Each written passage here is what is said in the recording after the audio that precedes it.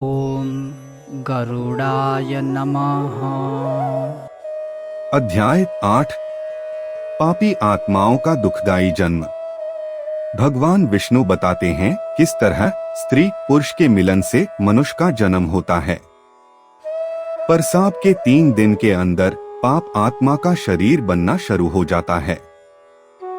1 रात में मांस का टुकड़ा, 5 रात में गोल, 10वें दिन वृक्ष के फल जैसा।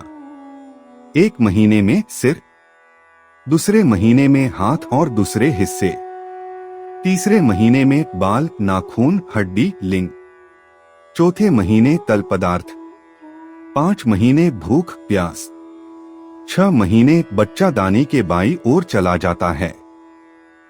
जिस्म के बाकी हिस्सों का बनना माता के खान पान पर निर्भर है। अपनी पीठ और शरीर के बीच में सिर दबा होने से यह अपने हाथ पैर हिला नहीं सकता। इस समय अलौकिक शक्ति से पिछले जन्मों में किए हुए कर्म याद आते हैं। 7वें महीने के आरंभ से उसे चेतना आनी शुरू होती है और वह गर्भाशय में हिलना शुरू करता है। ईश्वर से विनती करता है, यदि मुझे यहाँ से बाहर निकालोगे तो मैं सदा आपके चरणों में पड़ा रहूंगा। लेकिन यदि मेरे पाप कर्मों से मुझे सदा दुख भोगने पड़ेंगे तो मैं कभी बाहर नहीं आना चाहता।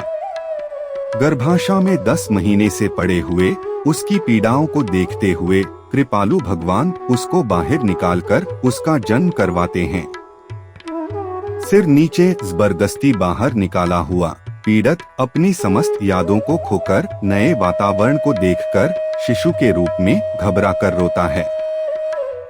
बचपन के दुखों को झेलता हुआ जवानी में अपनी इंद्रियों के वश बुरी आदतों में फंसा दुर्लभता से मिले मनुष्य जीवन को यूं ही बर्बाद करके वृद्ध अवस्था में बीमारियों से घिरा मृत्यु के पश्चात फिर नरक लोक में जाता है।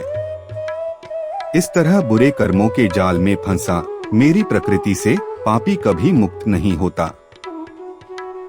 ओम गरुड़ाय नमः।